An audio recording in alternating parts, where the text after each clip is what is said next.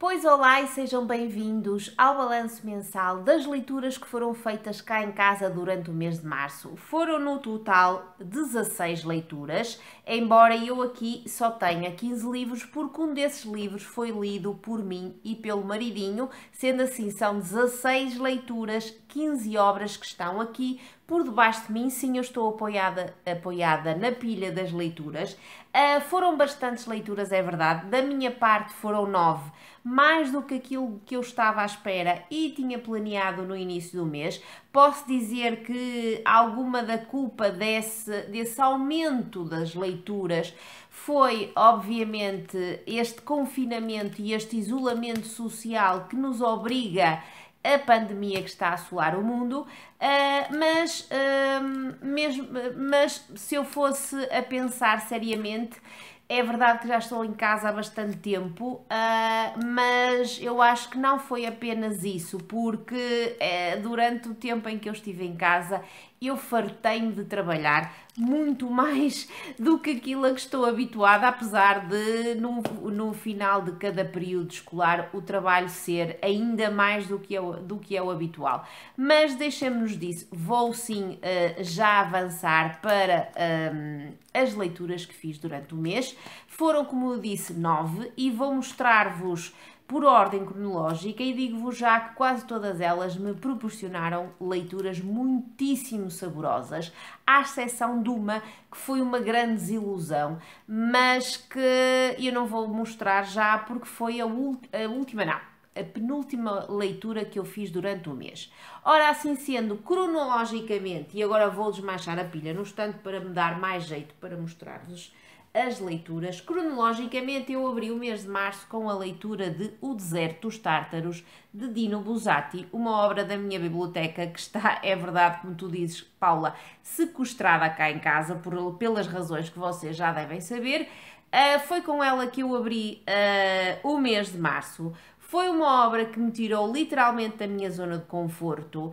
É uma obra que tem características alegóricas, de fábula, o que vocês quiserem, e que aborda muito a temática do tempo, da passagem do tempo, dos objetivos que nós temos para a nossa vida, das desilusões, do acomodamento, sei lá, muito mais coisas que eu não vou dizer já agora, não vou dizer aqui, porque esta obra tem vindo de opinião e eu vou deixar ficar tudo que tem havido de opinião na caixa de descrição.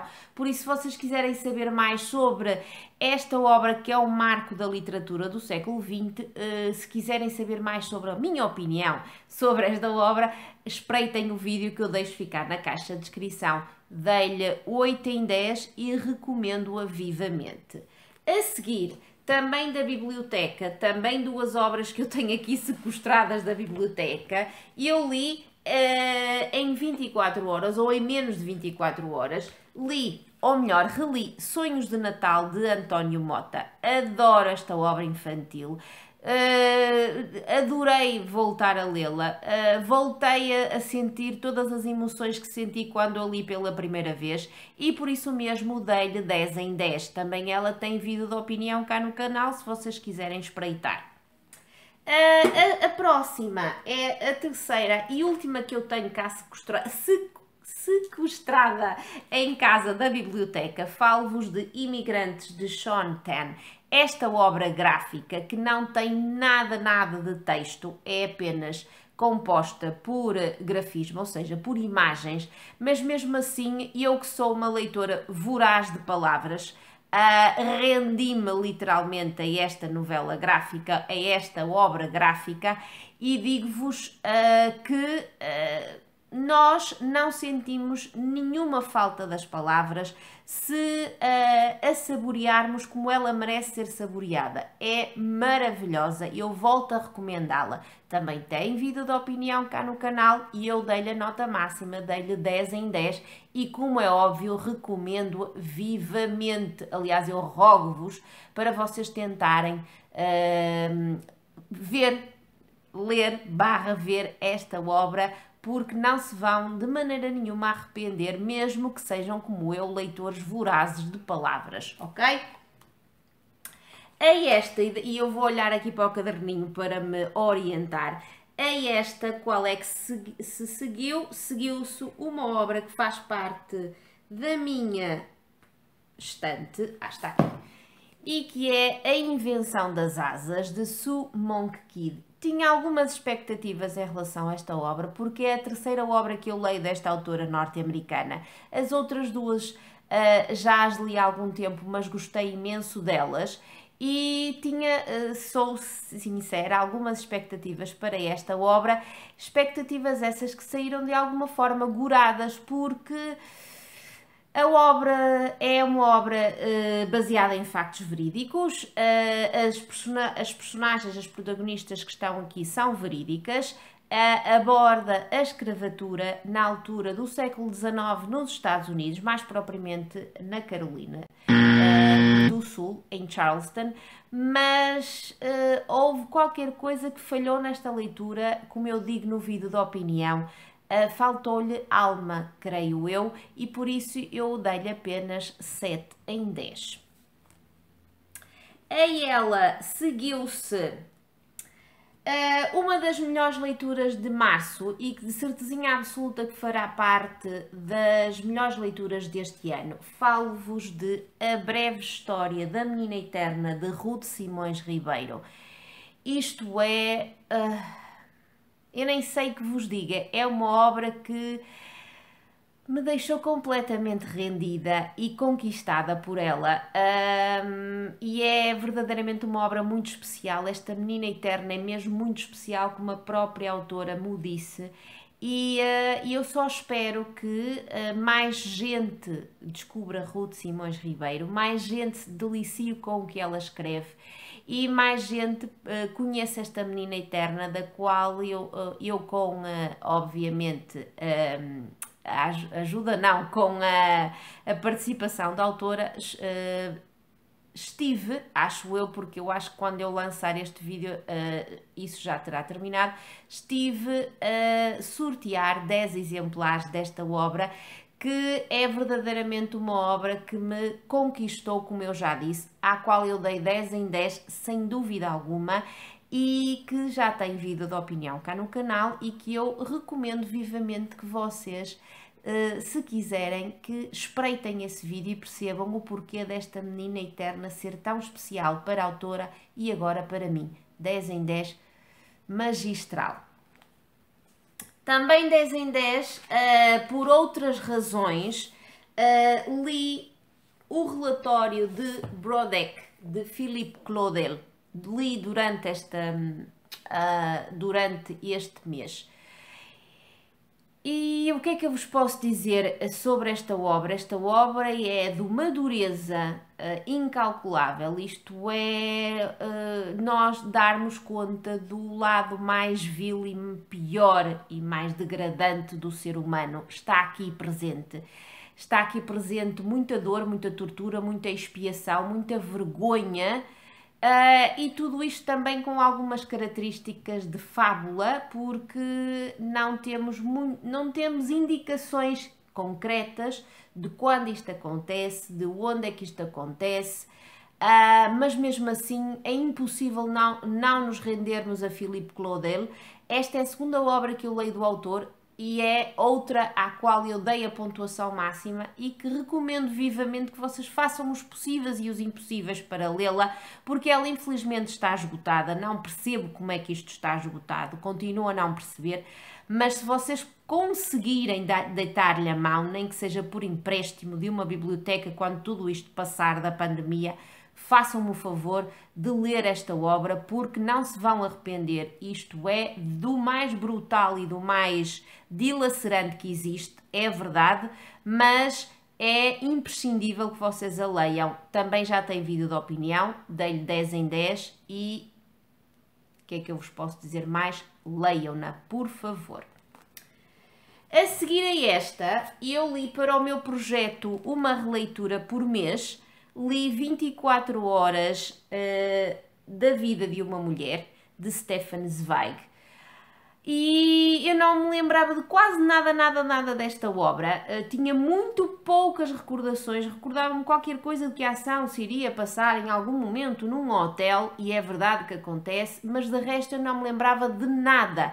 E foi um prazer regressar ao estilo requintado e muito elegante e muito clássico e muito fino de Stefan Zweig, e perceber através desta obra tão pequenina mas tão interessante como é que num espaço tão curto de tempo a nossa vida pode ter uma reviravolta completa, mesmo se nós à partida não acreditarmos de maneira nenhuma que isso pudesse acontecer. Dei 9 em 10 e foi uma coisa absolutamente deliciosa que faz com que eu queira continuar a ler Stefan Zweig daqui para a frente, ok? 9 em 10, a minha releitura do mês. Depois, tudo isto que está aqui fazia parte da minha TBR mensal. A obra que também fazia parte dessa TBR, deixem-me ver se eu consigo descobrir onde é que ela está, era esta. Assim foi Auschwitz, de Primo Levi, mas depois de obras tão dilacerantes como eu li durante o mês de março, e já confinada em casa e com todo o stress que isso nos traz à vida e que advém daí, e eu decidi que ia deixar para outro momento esta leitura e dediquei-me a outras duas obras que substituía por outras duas obras que fazem parte da minha estante, e que uma delas acabou por ser uma desilusão, a outra trouxe-me aquilo que eu esperava dela. A desilusão foi esta: As 8 Montanhas, de Paolo Cognetti, não sei se é assim que se diz o nome do autor, que é italiano. Esta obra fazia parte da minha wishlist há bastante tempo, foi-me oferecida, mas é engraçado que quando eu estava para retirá-la da estante e para lê-la agora durante o mês de março, houve qualquer coisa, um pressentimento que me disse que se calhar isto não ia muito ao encontro daquilo que eu estava à espera dela. E é verdade que esse pressentimento não se concretizou como eu estava à espera que ele se concretizasse, porque eu estava à espera que, se calhar isto me vai ter alguns lives de livro de autoajuda, que é coisa que, sinceramente, sem preconceito, mas para mim não dá. Mas não, de autoajuda não tem. Mas é uma obra que eu posso resumir com um adjetivo que vos vai já explicar porque é que ela foi uma desilusão. É uma obra muito aborrecida. É mesmo aborrecida. Eu li algumas partes na diagonal, li até ao fim, mais por respeito a quem me ofereceu. Mas isto é uma desilusão. É um aborrecimento do princípio ao fim. Fala de poderia, para mim, ter-se tornado uma leitura muito interessante, porque fala-nos de situações familiares, fala-nos de falta de comunicação entre elementos da família, fala-nos de situações de violência, de situações de sonhos castrados, etc, etc. Mas tudo isso que poderia dar uma narrativa muito interessante para mim, para os meus gostos, não me deu e tornou-se pura e simplesmente uma leitura aborrecida, e que foi verdadeiramente um alívio quando eu a terminei. Por isso eu não consigo dar-lhe mais do que 4 em 10. A última obra que eu li durante o mês de março estava na minha estante já desde agosto de 2018. Falo-vos da Ilha dos Segredos, de Nadia Marx. Quando eu peguei nela e vi o que está aqui, o sabor do mar salgado, o cheiro dos limões e a luz das ilhas gregas, as 5 formas do amor, segredos, etc., eu pensei, olhem, bela maneira de terminar o mês com uma leitura daquelas que eu sei que não vai puxar muito pela minha cabeça, que me vai dar já tudo mastigadinho e que me vai entreter. E ela conseguiu entreter-me. Lia muito rapidamente, porque estas obras leem-se facilmente, não exigem muito do leitor. Não são as minhas obras favoritas, mas já estava aqui desde agosto de 2018, como eu vos disse, foi-me oferecida pela editora com a chancela Noites Brancas, mas a editora é Clube do Autor, a quem eu muito agradeço, mas foi oferecida sem eu a ter pedido. E sendo assim, eu nunca mais lhe peguei, porque não foi um pedido que eu fiz à editora. Peguei agora e ela deu-me aquilo que eu já vos disse que eu estava à espera que ela me desse, uma leitura, uma obrazinha mastigadinha, com tudo já a papinha bem feita, e que fez com que eu a lesse rapidamente e que chegasse ao final e sim, e dissesse: muito bem, entretiveste-me, fizeste aquilo que me prometeste, e eu dei-lhe 7 em 10. E por isso mesmo foi uma forma agradável e suave de terminar um mês de 9 leituras, quase todas elas extremamente positivas, e que por isso mesmo me deixou com um sorriso nos lábios, como é que não poderia deixar. Agora que eu já falei das minhas leituras, vou falar das leituras dos meus homens, que em termos de número foram menos do que as minhas. O meu maridinho leu no total 5 obras, já vou mostrar-vos quais foram, e o meu filhote leu 2, coisa que me deixa algo satisfeita, como é óbvio. Ora, falando primeiro das leituras do meu marido, e aí eu vou ter que estar sempre a olhar para aqui para a cábula, porque são as dele, não são as minhas. Ele iniciou o mês com Praça do Rocio, número 59, de Janine Johnson Maia, uma obra histórica associada a Lisboa e a 1941, plena época de Segunda Guerra Mundial. Ele gostou imenso, deu 9,5 em 10. Não me perguntem o que é que faltou para ser a nota máxima, mas deve ter sido uma picuinhice da parte dele, porque é quase uma nota máxima, é uma obra histórica associada ao século XX, que tanto ele como eu adoramos, e por isso mesmo de certeza absoluta que lhe encheu as medidas, como a própria nota que ele lhe deu reflete. Depois, ora, obviamente que um mês de maridinho sem Segunda Guerra Mundial é praticamente impossível. Ele leu Sonata em Auschwitz, de Luís Valente, e adorou isto. Deu-lhe a nota máxima, deliciou-se, como ele, obviamente, se delicia com qualquer obra associada à Segunda Guerra Mundial, mais propriamente ao Holocausto. Também não li, como não li a anterior. Não sei se alguma vez lerei ou não, pode ser que sim, mas ele adorou e recomenda vivamente. Leu também, de Patrícia Reis, As Crianças Invisíveis. É a sua participação para o português é bom, para a letra R. E eu esqueci-me de dizer que a minha participação foi com a obra da Ruth. Ele foi com a obra de Patrícia Reis, As Crianças Invisíveis, adorou, deu-lhe 9,5 em 10. Também não sei de que é que trata esta obra. Hei de chegar a ela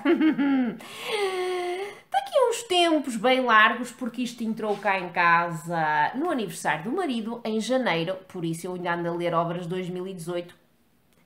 Eu hei de lá chegar, não sei é quando. Adorou, deu-lhe 9,5 em 10 e recomenda vivamente. A obra que nós os dois lemos em março foi esta. Já vos falei de que a mim esta obra me arrebatou, a ele não arrebatou tanto. Deu-lhe 8 em 10, mas o meu marido tem uma mentalidade mais racional do que a minha. E não entra tão facilmente como eu naquilo que é mais simbólico e mais gráfico, e por isso não lhe agradou tanto, apesar de que ele disse que gostou muito de ler / ver esta obra de Sean Tan.